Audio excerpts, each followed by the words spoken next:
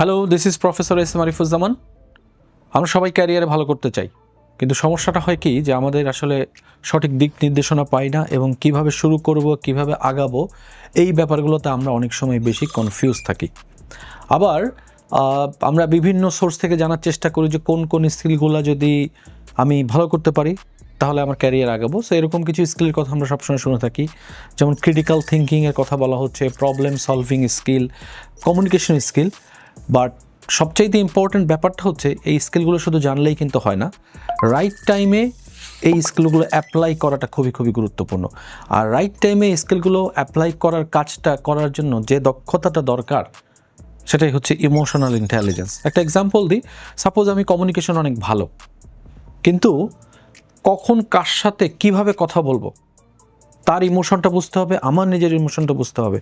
এই কাজগুলোই কিন্তু করে আছে ইমোশনাল ইন্টেলিজেন্স। কিন্তু সমস্যাটা হয়েছে কি, আমরা কমিউনিকেশন স্কিলে অনেক বেশি ভালো হই, কিন্তু সঠিক সময় সঠিকভাবে কথাটা বলতে পারি না, যার ফলে কিন্তু আমাদের ক্যারিয়ারে অনেক বেশি আমরা বিপর্যয় ডেকে আনি, বুঝিও না। আবার বর্তমানে আমি বিভিন্ন কোম্পানিতে লিডারশিপ ট্রেনিংয়ের করাতে যে একটা জিনিস খেয়াল করে দেখলাম, সেটা হচ্ছে যে লিডারশিপের জায়গায় সবচেয়ে বড় সমস্যাটা যেটা দেখলাম সেটা হচ্ছে যে আমরা টিমের কাছ থেকে যেটা এক্সপেক্ট করছি বা টিমকে যে ইনস্ট্রাকশনটা দিচ্ছি, টিম সেটা ঠিকমতো অ্যাকসেপ্ট করেছে কিনা সেটা কিন্তু আমরা বুঝতে পারছি না।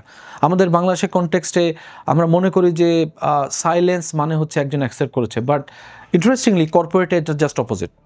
কর্পোরেট আমি যখনই কোনো একটা ডিসিশন দিচ্ছি, অনেকেই যখন চুপচাপ থাকতেছে মিটিংয়ে, বুঝতে হবে যে আসলে তারা এইটাতে অ্যালাইন হয়নি, যার ফলে কিন্তু আমার যে টিম মেম্বাররা তারা কিন্তু আসলে কমিটেড হচ্ছে না, অ্যাকাউন্টেবল হচ্ছে না, যার ফলে কিন্তু তারা তাদের বেস্টটা তাদের ভিতর থেকে দিচ্ছে না।